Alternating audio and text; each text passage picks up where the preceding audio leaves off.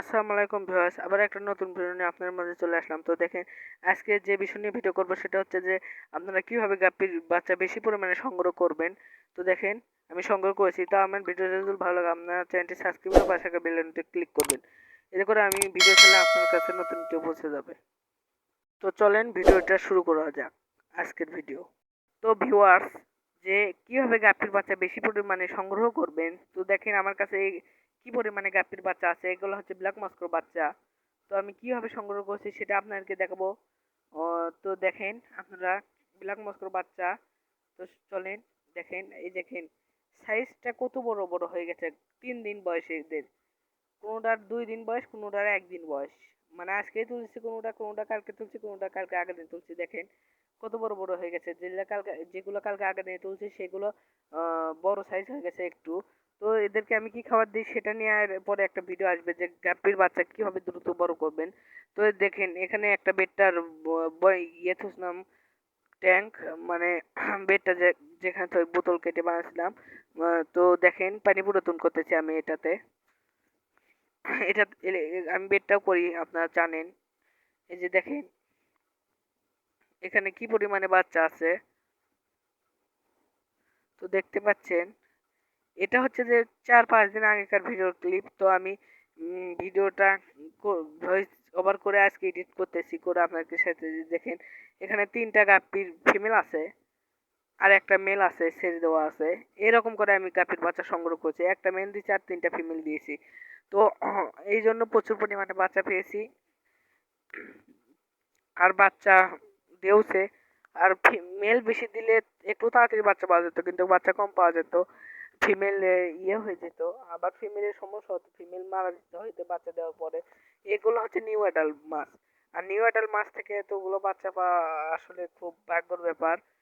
New adult মাছ থেকে এতগুলো বাচ্চা পাওয়া যায় না। দেখেন, তো ভিউয়ার যেটা নিয়ে কথা বলছিলাম সেটা হচ্ছে যে নিউ অ্যাডাল্ট মাছ থেকে এতগুলো বাচ্চা পাওয়া আসলে ভাগ্যর ব্যাপার। দেখেন আমার এখানে 4টা মাছ আছে মোটে, 3টা ফিমেল একটা মেল। তো ফিমেলগুলো দেখেন খুব ছোট ছোট, সাইজ খুব ছোট। কিসের জন্য? এগুলো হচ্ছে নিউ অ্যাডাল্ট, এগুলো হচ্ছে আমার কাছে বাচ্চা থেকে বড় হয়েছে, তারপর আমি বাচ্চা নিলাম। এই দেখেন এখানে 2টা মেল আছে, আমি 2টা মেল আলাদা করে রাখছি। ওই মেলটাকে আমি আলাদা করে রাখছিলাম। ওই ট্যাঙ্কে যে মেলটা দেখলেন সেই মেলটাকে আলাদা করে রাখছিলাম। এই দেখেন এই 2টো মেলের কোয়ালিটি দেখেন খুব সুন্দর। তো এই যে এই এই ট্যাঙ্কে যে মেল আছে ওই মেলটাকে আমি ওই ট্যাঙ্কে রেখেছিলাম আলাদা করে।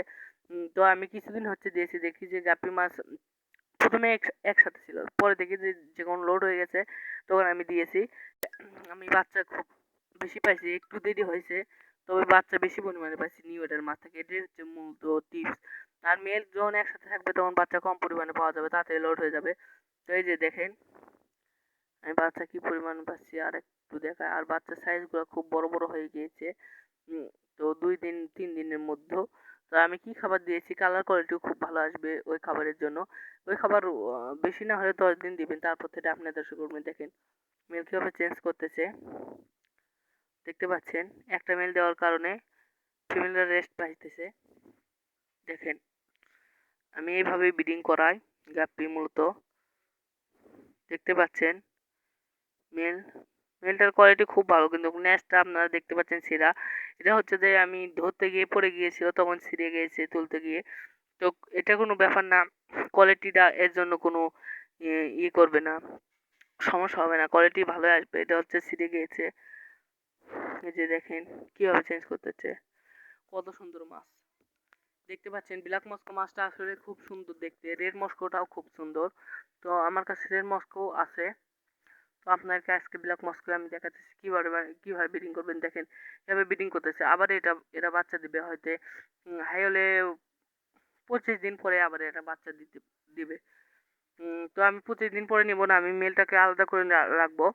নিম্ন আমি মনে করেন যে 2 মাস পরে নিব, বা 1 মাস, না না 2 মাস না, 1 মাস পরে নিব। 1 মাস পর একসাথে দিব, তারপরে নিব বাচ্চা। এই যে দেখেন মেল কি হবে, এই যে মেল। তো এই মেলটা একটু ছোট সাইজে দিয়েছি কারণ ফিমেলও ছোট। এই যে দেখেন বাচ্চাগুলো। তো বাচ্চাগুলোর পানি আমি আজকে চেঞ্জ করে দিয়েছি।